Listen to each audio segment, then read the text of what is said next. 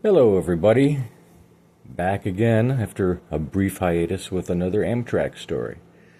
I was kind of encouraged to make another, and, well, here I'll go ahead and tell you one.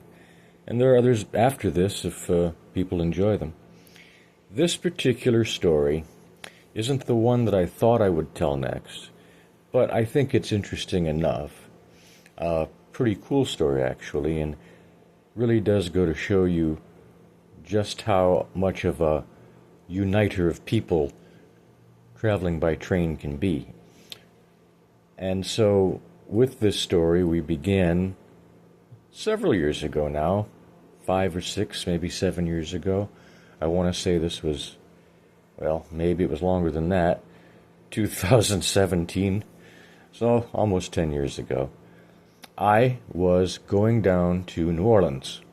I had traveled from Detroit, where I live, on the Wolverine to Chicago, and then at 8:05 p.m., the city of New Orleans pulled out of Chicago Union Station on its way down south. And I had gotten a roomette, as I'm prone to do when going overnight, and began my trip. Got settled into the roomette, went down to the dining car. They served salad and rolls and a complimentary drink. I don't know if there was something else, maybe a brownie or a pastry or something. But it was a light dinner because it was a late departure. And during the dinner, I was basically alone in the dining car. There might have been a few other people, but pretty much just me alone at a booth. And because I was not at all tired and ready to kind of stay up for a while, I decided to go into the next car, the Sightseer Lounge. And on the City of New Orleans, it's set up in such a way where it's in the form of what they used to refer to as a cross-country buffet.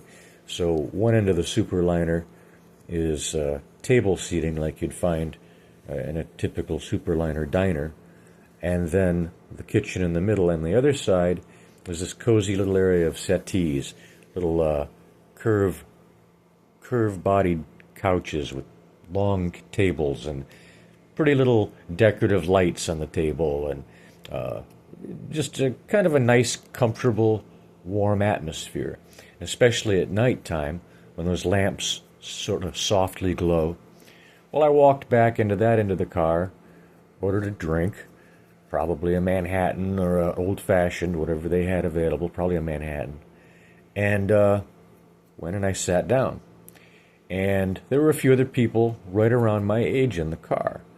There was a young couple kind of sitting to my left, kitty corner, and then there was a younger guy by himself on his phone directly across from me, and then to my left was somebody else, I think another guy, and then to the right, another girl.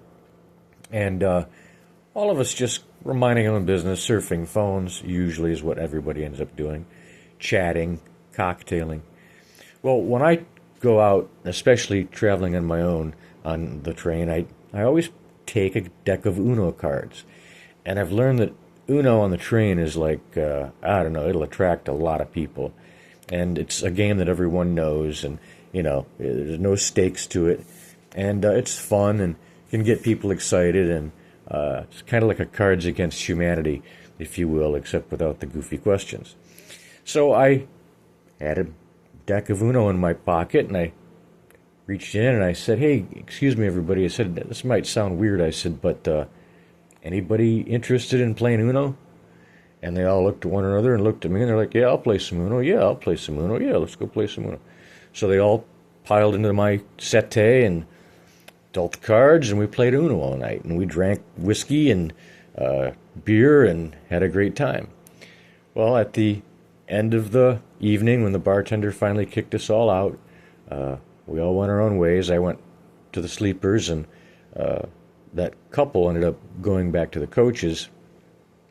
And I wouldn't have remembered anyone except for the next morning I went to breakfast, and the dining car was busy, and I just happened to have been seated with that other couple. And it was fun to see them again, and we chatted and we talked about mild hangovers, but yet how much fun it was and how we enjoyed the train. And then, our omelets came and Bloody Marys and, everything was fine. Well, of course, I ended up going back to my room, took a nap, ended up wandering back down for lunch. You know how those longer train trips go if you've ever been on one. And so, as it turns out, the train pulled into New Orleans Union Station, a little ahead of schedule, sometime around 3:30ish, I think, at the time, and got off the train. And as I was walking along, who should I come across but that same couple? And we smiled at one another, and we, shook hands and wished one another well. They had to explain that they were going to be staying, in the city, and were there for the week, and they had an Airbnb. And I said, I'm going to be staying with a friend. Well, it turns out that friend actually, she and I met because I found her through an Airbnb arrangement. And I had been going down to New Orleans every February at that point for about 3 or 4 years straight. I had the time off religiously in February. I saved for it. That was my escape from Detroit.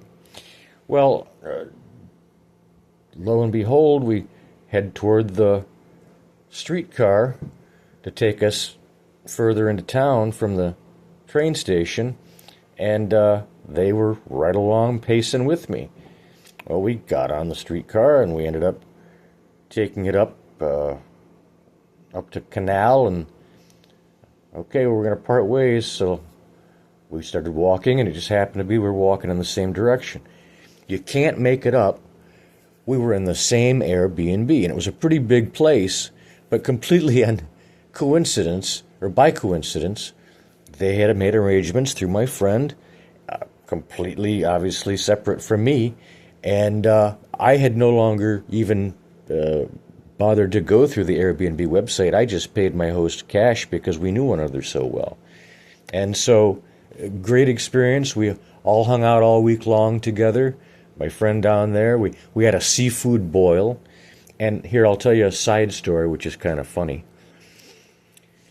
Once we were all in New Orleans, we went to the seafood boil that my friend with the Airbnb invited us to at one of her friend's backyard parties, And so we stood in awe of this giant spread on the table, covered in newspaper, the redskin potatoes, the corn, the sausages, of course, the oysters, the crab legs, and of course, the piece de la resistance, the crawfish. Well, I tell you what, I eat shellfish like people eat steak. I love it. And I just went to town on the crawfish. Well, you know how these backyard parties are set up, and especially when you're eating shellfish, you have to go look for a trash can. You're not just going to throw your shells on the grass. So instead of having to break away from the conversations that I kept on having with different people, I would just take the shells, the empty ones, and shove them in my coat pocket. Well, it was a great night. We all went home. We all crashed out. It was great. And the next morning, I woke up early, and I decided to go out for coffee and pastry. So I walk outside. It's one of those rare mornings in New Orleans where there's just a little bite to the air, so I wore my jacket again. Well, I remember walking along the street, heading toward the cafe, and I would get to a traffic light where I had to stop, wait for the traffic to pass, and it was a very windless day. And I remember getting to the first "Don't Walk" sign, and I kind of got this odd smell that came through the air. I thought, gosh, it must be some kind of sewer. So I crossed the street, and the smell went away, and I thought that was it. Well, I got up to the next stopwalk, or crosswalk, and have to stop, and I smell that smell again. I thought, well, for Pete's sake, no wind, I must be just rising out of the sewers. So I walked along, and at some point before I even reached the next light, I just shoved my hands down in my pocket, and lo and behold, had to have been a dozen crawfish shells. Oh, and that was the smell. But, God, could you imagine if I walked into some place, people would think, my God, who is this guy? Homeless.